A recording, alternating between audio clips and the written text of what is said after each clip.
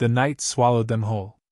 Above occupied France, at 22,000 feet, the sky stretched infinite and black, pierced only by the cold glitter of stars that had watched over countless men who would never see morning.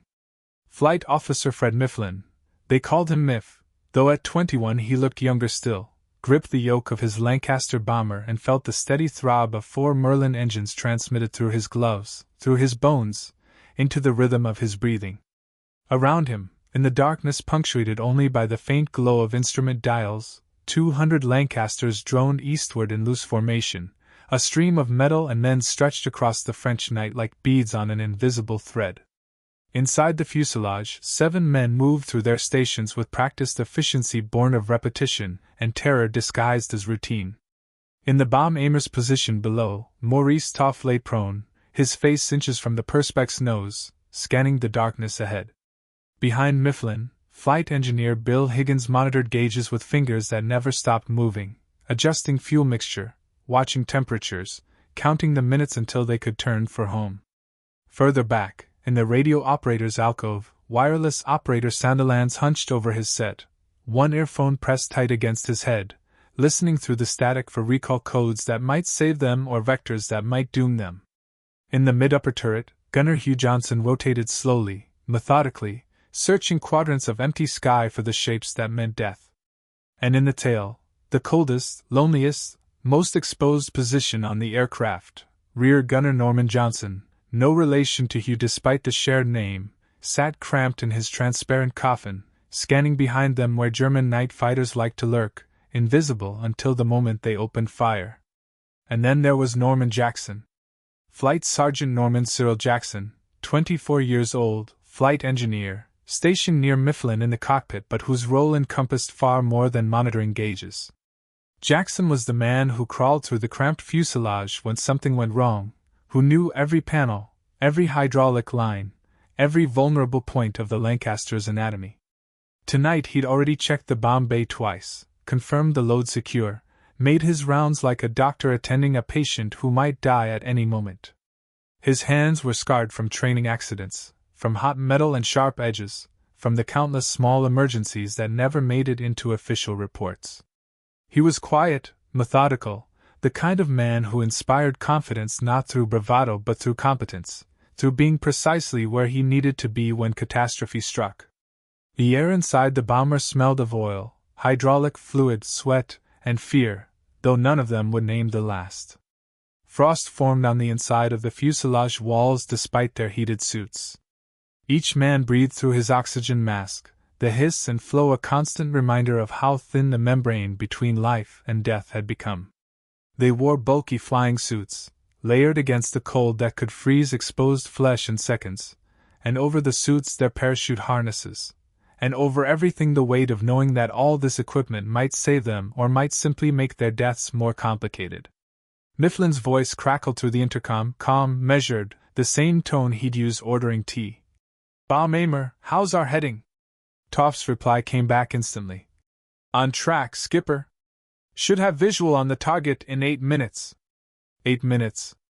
In 8 minutes they would be over Schweinfurt, would release their load of incendiaries and high explosives onto the ball-bearing factories below, would add their contribution to the war effort that Churchill insisted would bring Germany to its knees. In 8 minutes they would become targets themselves, illuminated by searchlights, hunted by flak, visible to every gun crew on the ground who'd spent the evening waiting for them. But for now, for these last peaceful minutes, they were simply 7 men in a metal tube, suspended between Earth and stars, flying in loose formation with 200 others who shared their fate. Occasionally Mifflin glimpsed another Lancaster, a shadow against shadows, navigation lights briefly visible before being extinguished. Radio silence except for emergencies. They flew on instruments, on faith, on the training that had become instinct. Jackson stood behind Mifflin's seat, one hand braced against the fuselage, watching the instrument panel over the pilot's shoulder. His job during the bombing run would be to monitor engine performance, to watch for any fluctuation in temperature or pressure that might indicate damage, to be ready to shut down an engine or transfer fuel or perform any of a dozen emergency procedures they practiced until they could do them blind. But for now he simply watched, and waited, and tried not to think about the statistics. 1 in 3. That was their chance. 1 in 3 bomber crew members completed their tour of 30 operations. The rest died, or were captured, or came home broken in body or mind. Jackson had flown 11 operations. 19 to go. His wife had given birth to their son, his son, a child he never met, on the night before this mission. The telegram had reached him just before briefing. A boy. Healthy. Mother and child both well. He folded the telegram carefully, placed it in his breast pocket over his heart, and climbed aboard the Lancaster without a word to anyone. The night was deceptive in its beauty. At this altitude, above the clouds that shrouded France, the stars burned with crystalline clarity. The moon hung fat and bright on the horizon, painting the cloud tops silver, transforming them into a landscape of frozen mountains and valleys that looked solid enough to walk on. Beautiful. Treacherous. The same moonlight that made the clouds so lovely also made them visible from below, made them targets for every anti-aircraft gun in occupied Europe. Then, without warning, the night tore open. Tracer fire arced across the darkness ahead and to their left, red and green streams of light that seemed to move slowly until you realized their apparent laziness was an illusion of distance, that they were actually moving at thousands of feet per second, and if you could see them it meant they were close enough to kill you. A Lancaster 200 yards ahead and slightly above them suddenly bloomed orange, a flower of fire that expanded, petals of flame unfurling from its wing root. For a moment the burning bomber held its course, and Jackson could see, or imagined he could see, the tiny figures of men moving inside, silhouetted against the flames, fighting a fire they couldn't fight, making decisions no man should have to make. Then the Lancaster rolled lazily onto its back and began to fall, trailing smoke and fire, and Jackson watched for parachutes, counted them, prayed for 7 white flowers to bloom in the darkness. He counted 3. Only 3. Jesus Christ! Someone breathed over the intercom, Sandilands probably, and then Mifflin's voice cut through sharp. Eyes on your stations. Gunners, watch for fighters. They'll be coming in on the burning kites. Because that's what the German fighters did. They waited for the flak to do its work, watched for the bombers that caught fire or took damage, then moved in like wolves culling the injured from the herd. The Luftwaffe pilots called it wild sow, wild boar, this hunting in the darkness, and they were good at it, better than anyone wanted to admit. Another Lancaster exploded, further away this time, simply ceased to exist in a flash of white light that left purple afterimages on Jackson's retinas. The bombers around them scattered slightly, instinctively, each pilot putting distance between himself and his neighbor, because the worst thing wasn't dying alone but taking others with you, having your burning aircraft fall onto another Lancaster, turning both crews into a single funeral pyre. They flew on. There was nothing else to do. They flew on because turning back meant nothing, because they were committed now, because somewhere behind them more bombers filled the sky and turning would mean collision, chaos, death. They flew on because that's what they'd trained for, what they'd signed up for, what duty demanded. The flak started 12 minutes from target. Jackson felt it before he saw it, a series of distant thumps transmitted through the airframe, like someone striking a drum in another room. Then the sky ahead began to populate with black flowers, smoke burst from 88mm shells, each one lethal for hundreds of feet in any direction, each one throwing shrapnel that could tear through aluminum skin like paper, could sever control cables, ignite fuel, disembowel a man in his harness. The shells were timed to detonate at their altitude, and the German gun crews were experienced, accurate, and they had range tables and firing solutions worked out to the second. The black flowers bloomed in clusters, in patterns, and Mifflin flew through them because there was nowhere else to fly. A piece of shrapnel punched through the fuselage 6 inches from Jackson's head, leaving a jagged hole through which the wind screamed. He felt the pressure change, felt his ears pop, tasted blood where he'd bitten his tongue. The intercom crackled with reports. Flak damage to the port side, hole in the wing, can't see how bad, hydraulic pressure dropping on the... And underneath it all, Mifflin's voice, steady, making decisions, adjusting course, correcting, keeping them flying, keeping them together. The target came into view, Schweinfurt burning below them, already hit by the pathfinders, marked with green and red flares that turned the night into something garish and unreal. Toff's voice, tense but controlled. Bomb doors open. Left, steady, bombs gone. The Lancaster lurched upward as 4,000 pounds of high explosive dropped away, suddenly lighter, more responsive. Mifflin held them straight and level for the required 30 seconds while the bomb aimer's camera recorded their drop, then banked hard, turning for home. That's when the loneliness hit them. The main bomber stream had already passed, dispersing, each crew making their own way back across France. They were alone now, silhouetted against the burning city behind them, visible for miles, marked for death. The flak continued but less intensely. The guns were tracking other bombers now, distributing their attention among the retreating stream. Mifflin pushed the throttles forward, coaxing more speed from the engines, and Jackson watched the temperatures climb, watched oil pressure, watched the needles that told him whether they'd make it or die trying. For 34 minutes they flew unmolested. 34 minutes during which Jackson let himself believe they might survive this night. The French countryside passed below them, invisible under clouds, just geography on a map, villages and farms where people slept or hid in cellars or stood in doorways watching the bombers pass overhead and wondering when the war would end. Jackson thought about his son, tried to imagine what he looked like, whether he had his mother's eyes or his own, whether he'd grow up to be a pilot or a farmer or anything other than what his father was, a man who dropped bombs on strangers because that's what his country needed him to do. Then Norman Johnson's voice shattered the calm, the rear gunner screaming through the intercom. Fighter! Fighter! 6 o'clock low! No time to think, only react. Mifflin threw the Lancaster into a corkscrew, a violent descending spiral designed to throw off a fighter's aim, pulling them down through 3,000 feet, while Jackson braced against the bulkhead and felt his stomach tried to climb out through his throat. The rear turret guns opened fire, the vibration transmitted through the entire airframe, and Jackson caught a glimpse of the fighter, a FW-190, sleek and deadly, closing fast. The German pilot was good, better than good. He followed them through the corkscrew, adjusting his fire, and then his cannons found them. The sound was like a hammer striking metal, amplified 1,000 times, and Jackson felt the impacts run through the Lancaster's frame, felt her shudder under the blows. The rear turret stopped firing. Norman Johnson's scream cut off mid-word.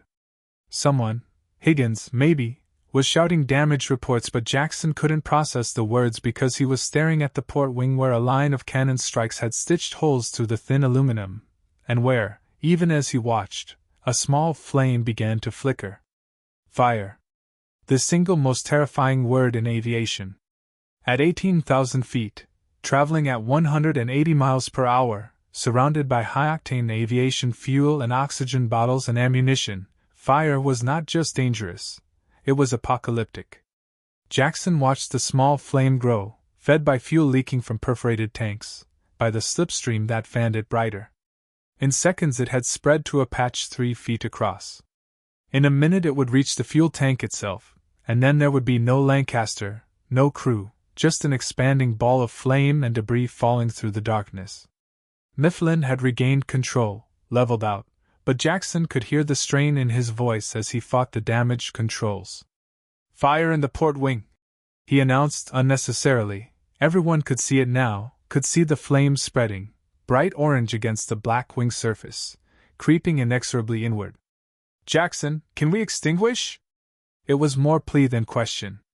Jackson pulled himself forward, peered through the small inspection window, assessed the situation with the detached precision of a mechanic looking at a broken engine. The fire was on the wing's upper surface, just aft of the engine nacelle, too far from the fuselage for their internal extinguisher system to reach. It was spreading along the seam where shrapnel had peeled back aluminum skin, exposing structure, wiring, fuel lines. In 90 seconds, maybe less, it would reach the main tank. He made his decision in the space between heartbeats. There was no other way. No procedure for this in the manual.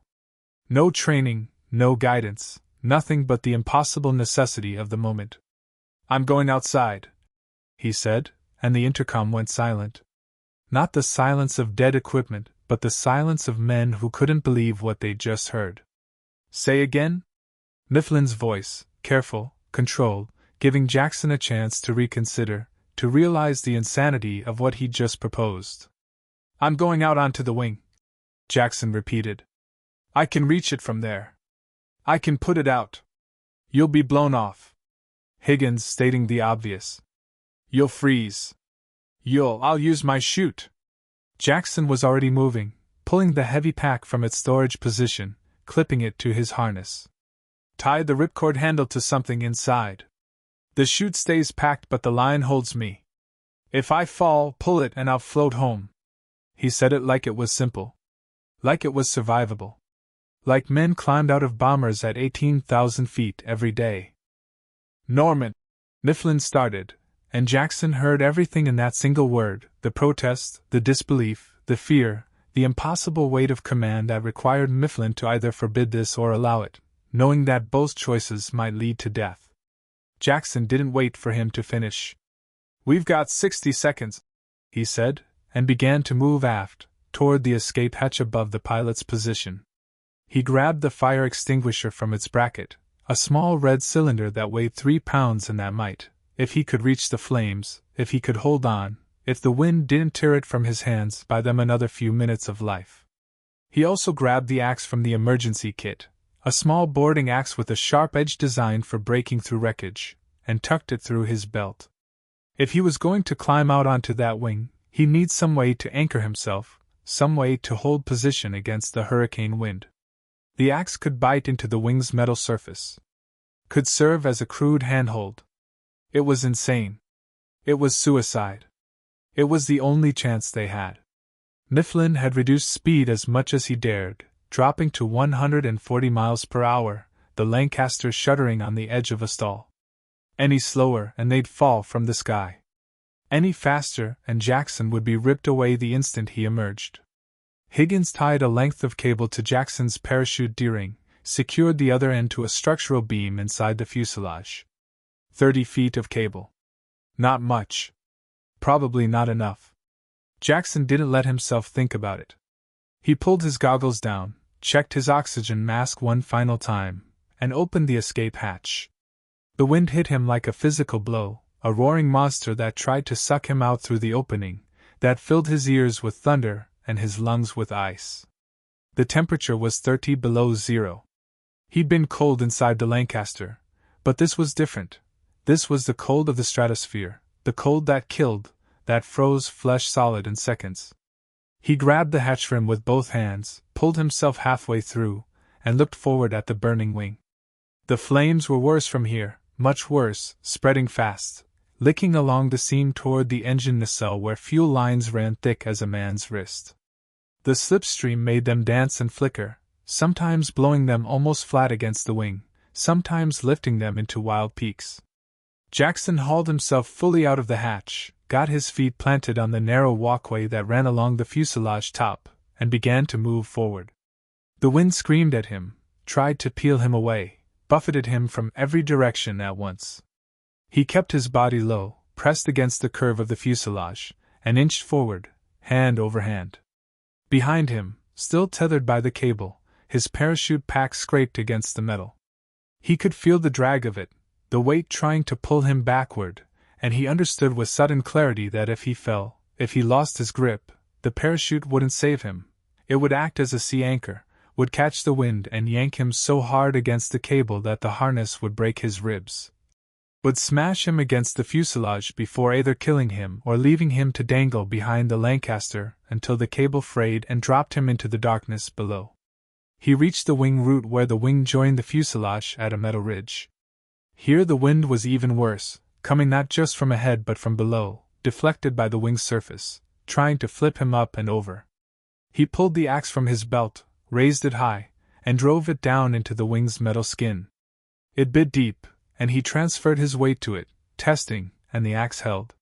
He pulled himself forward another foot, then another, and now he was on the wing itself, on the broad upper surface that stretched away to his left, and the fire was 15 feet ahead, a ragged patch of orange flame that was all that stood between him and oblivion.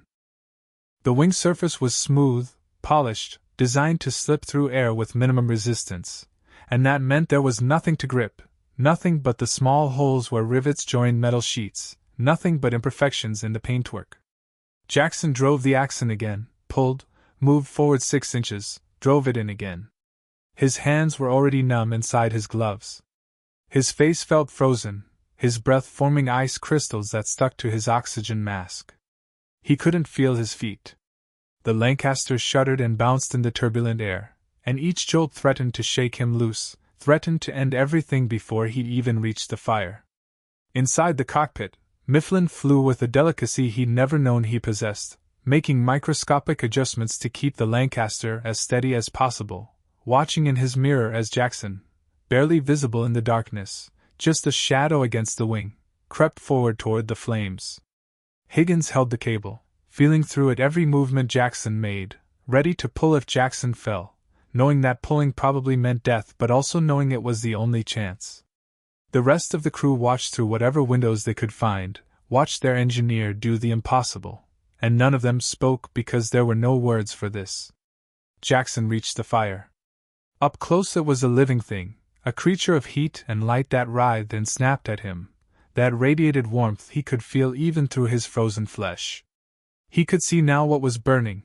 A fuel line had been severed, was spraying atomized gasoline directly into the slipstream, and the wind was carrying the spray along the wing's upper surface where it ignited, creating a trail of fire that led back to the ruptured tank. He had to block the fuel, had to extinguish the flames already burning, had to do both before the fire worked its way inside the wing where the main tank waited, full of enough fuel to turn the entire Lancaster into a fireball. He wedged the axe as deep as he could into the wing surface, looped one arm around the handle, and pulled the fire extinguisher from where he'd tucked it inside his jacket.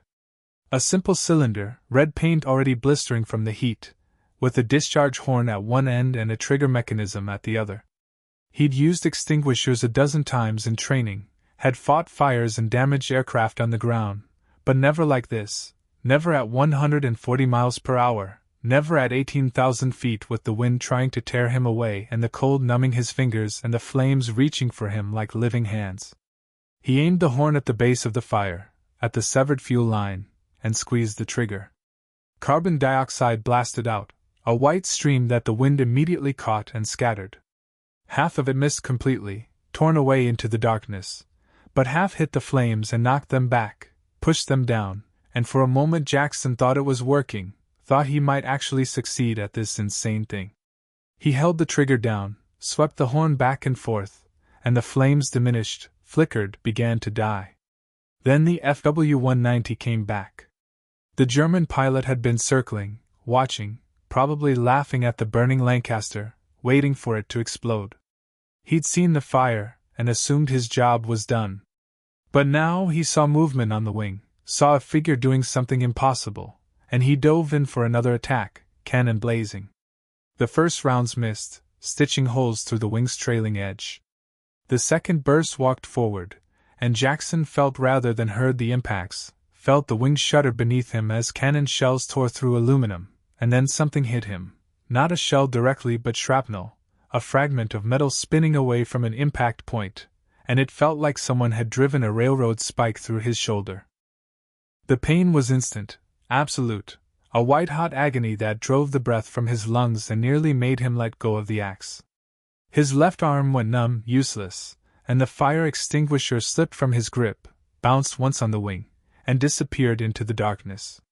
He watched it go, watched his only chance of extinguishing the fire vanish, and for a moment, just a moment, he considered letting go, considered allowing the wind to take him, considered the mercy of falling into the darkness and ending this. But the fire was smaller now. His desperate efforts with the extinguisher had knocked it back, had extinguished perhaps half of what had been burning. What remained was a patch perhaps 2 feet across, still fed by the leaking fuel line but manageable, contained, no longer spreading. If he could somehow.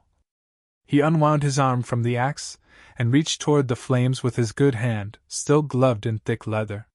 He couldn't smother them, couldn't risk pressing his hand directly into burning fuel, but he could reach the fuel line itself, could maybe pinch it shut, could maybe crimp it enough to stop the spray. The heat was incredible, searing even through the leather, and he could smell burning, could smell his glove beginning to char, but he got his fingers around the severed line and squeezed. The fuel spray lessened. The flames starved, diminished further. Jackson held on, grinding his teeth against the pain in his shoulder, against the cold, against the wind that buffeted him and tried to peel him away, and he watched the fire die down to a small flicker, then to nothing, then to just glowing metal and wisps of smoke that the wind instantly tore away. He'd done it. Against every law of physics, against every rule of survival, against all sense and reason, he'd climbed out onto the wing of a Lancaster bomber at 18,000 feet and put out a fire with his hands. For a moment he allowed himself to feel something like triumph, something like pride, and he thought about getting back inside, about the story they'd tell over pints at the pub, about seeing his son, about surviving this night. The FW-190's third attack came from below, from the starboard side, an angle Norman Johnson couldn't cover because the rear turret was damaged and his guns were jammed. The German pilot, young, skilled, desperate for his kill, didn't aim for the Lancaster's fuselage. He aimed for the wing, for the figure he could see clinging there, for the man who had somehow put out the fire and threatened to deny him his victory. The cannon shells found Jackson first, found his legs, his torso, tore through flesh that was already half frozen, already damaged.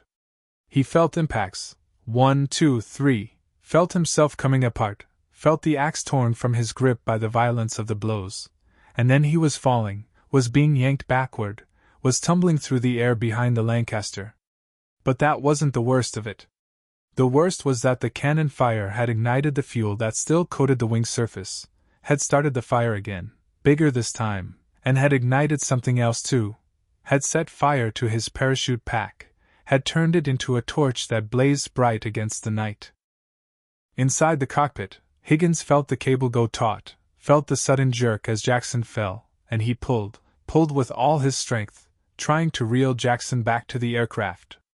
But the burning parachute was catching the wind, was acting as a sail, and the drag was immense, too much for one man to counter. Mifflin felt it too, felt the Lancaster yaw and shudder as Jackson's burning body became a sea anchor trailing behind them, pulling them off course, pulling them down. "Cut him loose!" Someone screamed, Sandilands probably, and Higgins looked at the cable, looked at the knife in his belt, and couldn't do it. Couldn't cut the line knowing that Jackson was still alive, was still conscious, was burning to death at the end of a 30-foot tether. "Cut him loose!"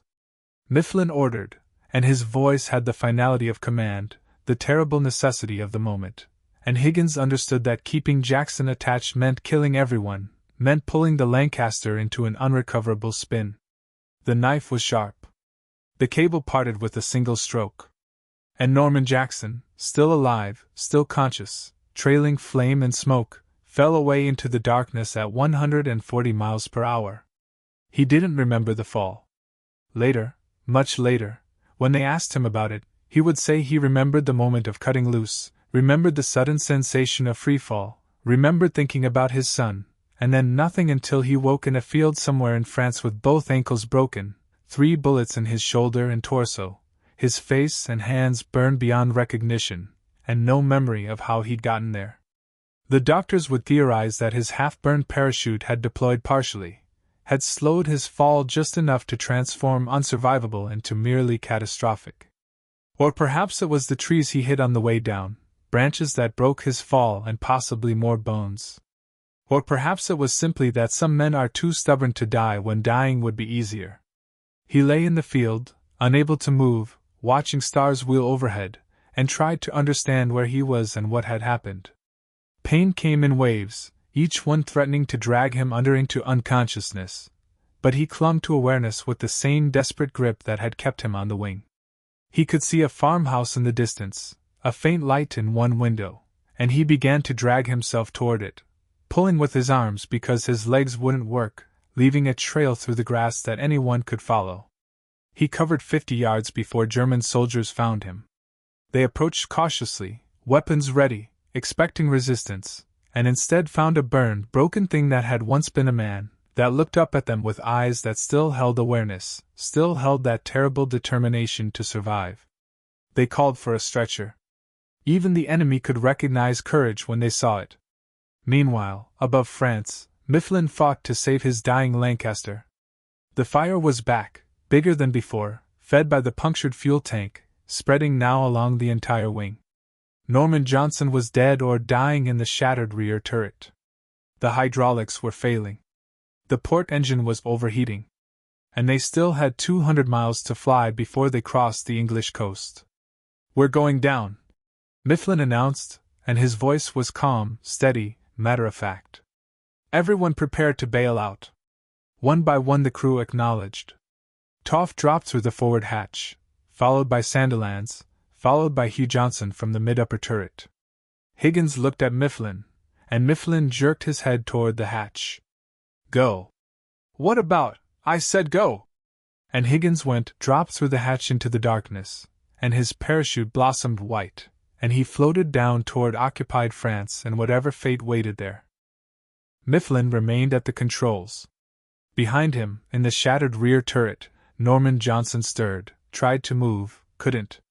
His legs were destroyed, crushed by cannon shells, and his turret was jammed, the mechanism frozen, the doors that should have let him crawl forward and escape instead sealed shut. "Skip?" His voice was weak, transmitted through the intercom that somehow still worked. "I can't move." "I can't, I know," Mifflin said. "I'm here."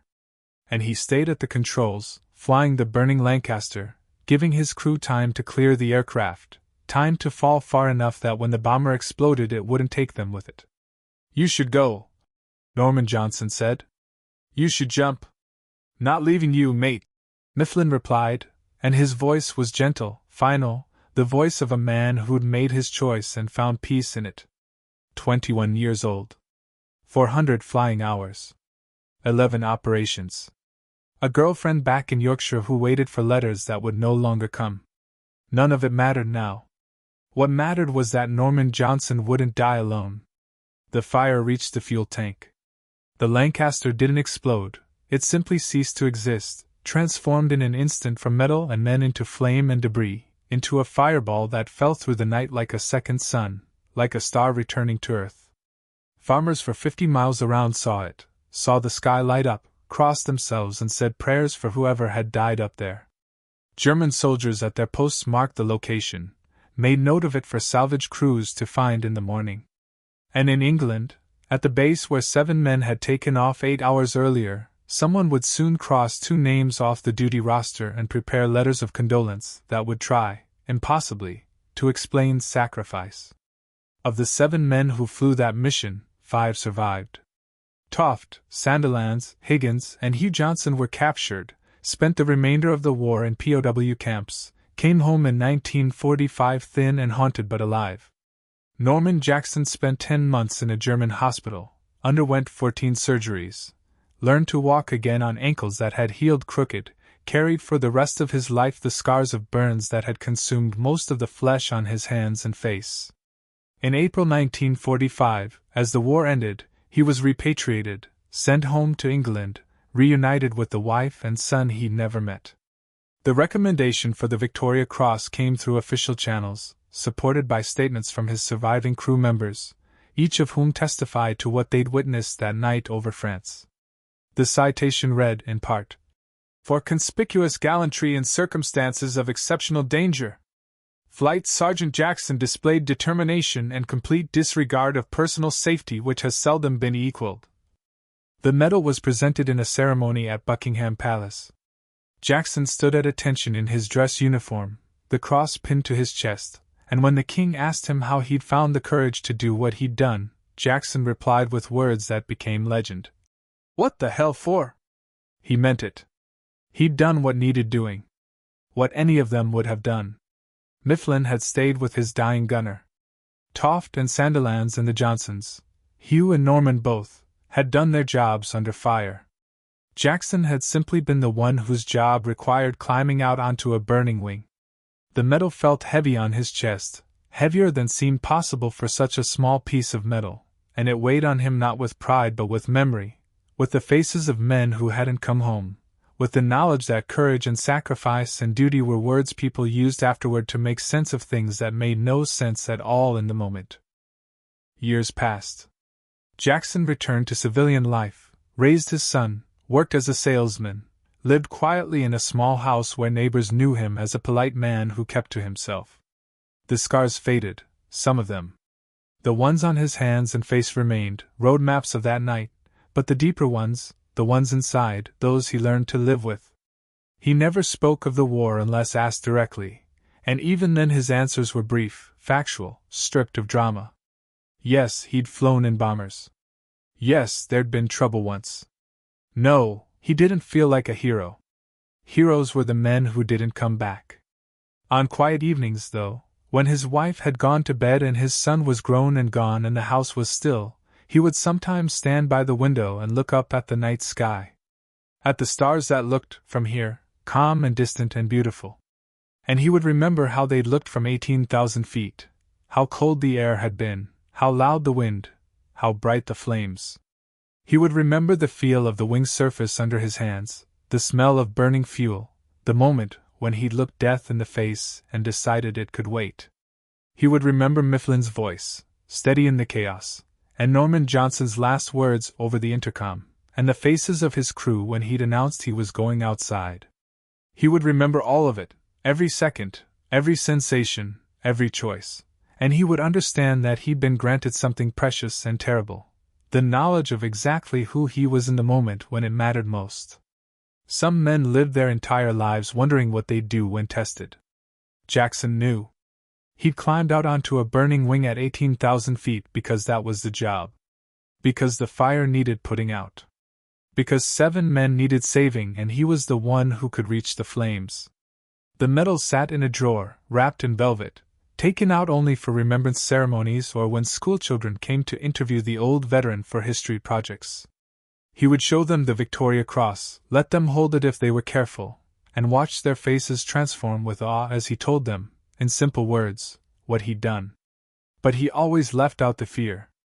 He left out the cold that had burned worse than fire, left out the certainty of death that had settled over him when the bullets hit, left out the dreams that still came sometimes in which he was back on that wing, falling forever, burning forever, reaching forever for flames that wouldn't die.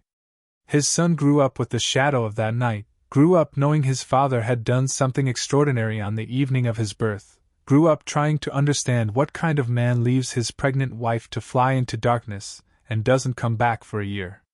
They never spoke of it directly. The English way.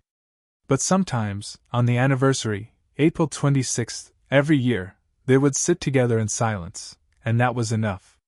That was everything. The other survivors wrote to him occasionally. Letters from Hugh Johnson, who'd become a postal worker in Manchester, who'd married and had children and tried to forget the night his namesake had died in the tail turret they'd shared in rotation.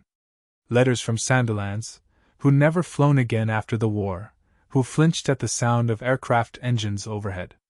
Letters from Toft, who'd gone back to teaching mathematics and who still, decades later, could draw from memory the exact instrument panel of a Lancaster, could recall with perfect clarity every switch, every dial, every detail of the bomber that had almost become their coffin.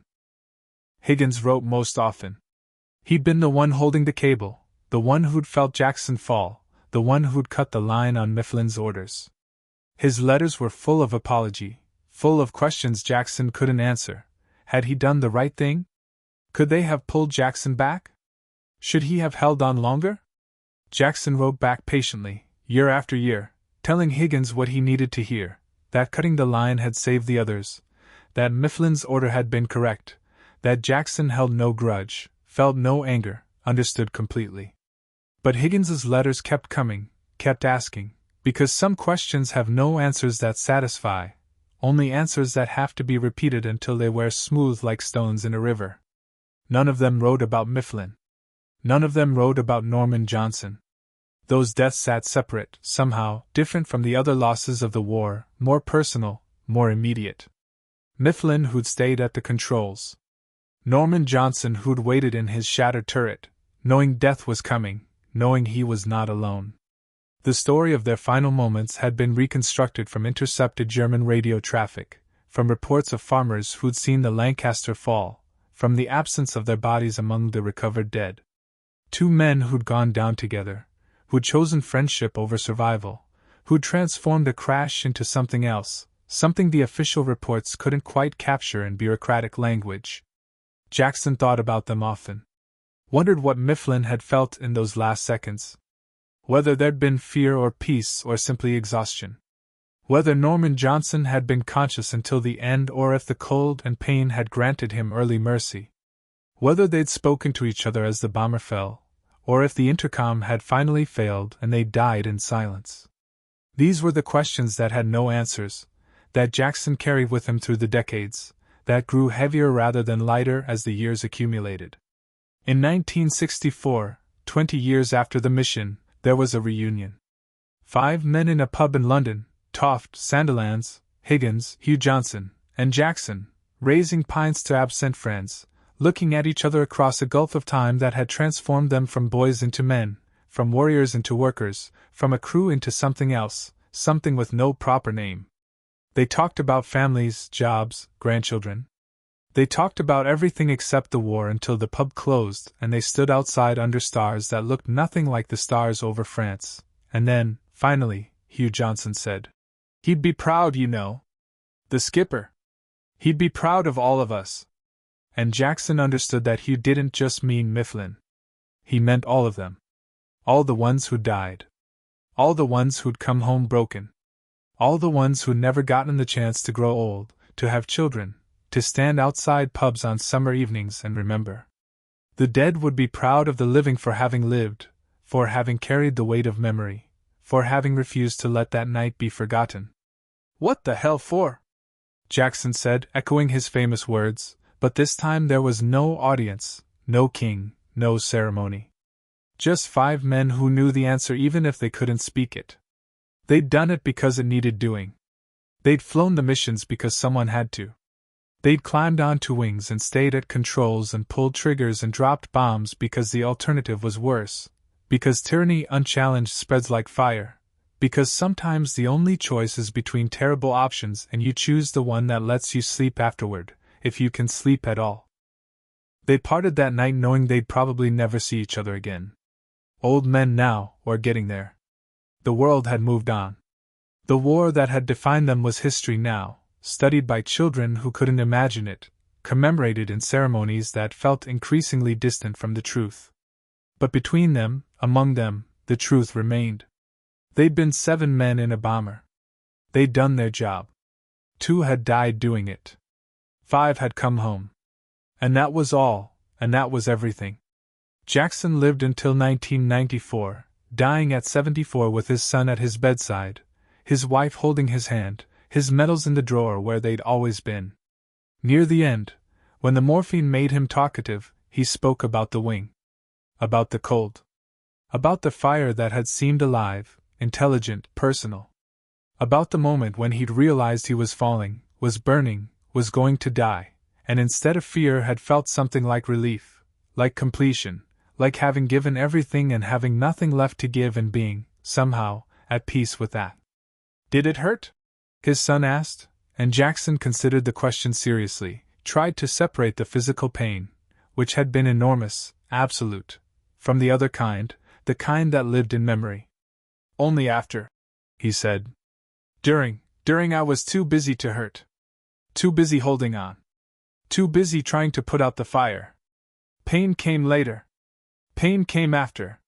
He closed his eyes, and for a moment his son thought he'd fallen asleep, but then he spoke again, softer. "Worth it, though. We got home. Most of us. We got home." But that wasn't quite true, was it?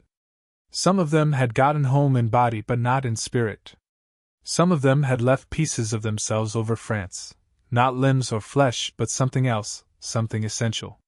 And some of them, like Mifflin and Norman Johnson, had never come home at all, had become part of the French earth, had been buried by strangers in graves that family would visit years later with flowers and tears and questions that the dead couldn't answer.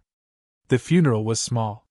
Family, a few old friends, and 3 men who'd flown with him 50 years earlier, Toft, Sandilands, and Higgins. Hugh Johnson had died the year before. They stood by the graveside in the rain, old men with bent backs and failing hearts, and they didn't speak because what was there to say? The newspapers ran obituaries. The BBC did a small piece for the evening news. The Victoria Cross was mentioned. The mission was described in brief. But none of it captured the truth. None of it could. The truth was this: on the night of April 26, 1944, a young man named Norman Jackson climbed out of a burning bomber at 18,000 feet and fought a fire with his bare hands because 7 lives depended on it. He succeeded, and failed, and succeeded again, and was shot and burned and fell from the sky, and lived. The truth was that courage is not the absence of fear but the decision to act despite it. The truth was that heroes don't feel heroic, they feel terrified and committed and out of options. The truth was that in war there are no good choices, only necessary ones, and sometimes necessity wears the face of a young man with burned hands and broken ankles who says, when offered a medal, "What the hell for?" The sky above the cemetery was gray, heavy with clouds that promised more rain. The same kind of sky that had hidden bombers over France, that had swallowed men and machines and given nothing back. Jackson's son looked up at it, and tried to imagine his father up there, young again, strong again, climbing onto a wing while the wind screamed and the fire reached for him. He couldn't. The distance was too great. The past was another country where heroes were just boys doing terrible jobs in terrible times. But then the clouds broke, just for a moment, just a sliver, and sunlight came through, pale and cold but there, and it touched the casket, touched the medals arranged on the flag, touched the faces of the 3 old men who saluted one final time. And in that moment, in that brief illumination, Jackson's son understood something his father had never quite been able to explain, that some things endure beyond death, beyond memory, beyond the capacity of words to capture them. Courage endures. Sacrifice endures. The bond between men who trusted each other with their lives endures. The sky closed again. The rain returned. The mourners departed. And Norman Jackson, who had climbed onto a burning wing and touched the face of the impossible and lived to tell about it, though he rarely did, was laid to rest among his own, in English earth, under English sky, far from the French fields where he'd fallen burning, but not far at all, really, from the men who'd caught him when he fell, who'd written the letters that secured his medal, who'd carried his memory for 5 decades and who would carry it until they, too, were gone. In the years that followed, the story became legend. School children studied it. Historians wrote about it. The Victoria Cross was displayed in a museum where visitors could see it behind glass and read the citation and try to imagine what kind of man does such a thing. But the medal was just metal. The citation was just words. The man himself, complex, flawed, ordinary in every way except when it mattered, was gone. What remained was the question he'd asked and never answered. What the hell for? Why had he done it? Was it duty? Love of his crew? Fear of dying in flames if he didn't act? Sheer stubborn refusal to accept the impossible? All of these, probably. None of these, certainly. Because in the end, the reasons don't matter. What matters is the action itself. What matters is that when fire threatened 7 lives, one man decided the fire could be fought, and climbed into hell to fight it, and won, and lost, and won again, and lived to see his son, and died in peace 50 years later, still wondering what the hell the fuss had been about. The sky over France is quiet now. The bombers are gone. The fires are out.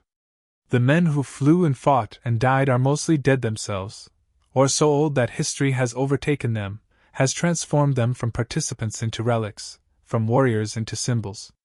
But on April 26th every year, when the night comes down and the stars come out, if you listen carefully to the wind, you can almost hear it still, the sound of Merlin engines at 18,000 feet, the crackle of fire on aluminum wings, the breathing of 7 men who know they might die tonight but fly anyway because that's the job. Because that's what courage looks like when it strips away all pretense and stands naked in the freezing wind. And if you're very quiet, very still, you can hear something else too, the sound of a young man pulling himself forward, hand over hand, toward flames that should kill him but won't, because death can wait, because the fire needs putting out, because 7 men need saving and he's the only one who can reach the flames. What the hell for? For this. For the story. For the memory. For the proof that men can be more than men, can transcend limitation and fear and the cold mathematics of survival, can choose each other over themselves, can burn and fall and live and die and never quite understand the magnitude of what they've done. The night sky receives them all, in the end. The heroes and the cowards, the living and the dead, the decorated and the forgotten. The sky doesn't judge. It simply is, infinite, cold, beautiful, merciless. And somewhere in that vastness, impossibly distant and impossibly close, a young flight sergeant climbs out onto a burning wing one more time, forever, eternal in the moment of his greatest test, frozen in memory like a photograph that will never fade, man versus fire, courage versus fear, life versus death, and for one brief, shining moment, the smallest human flame burning brighter than all the stars.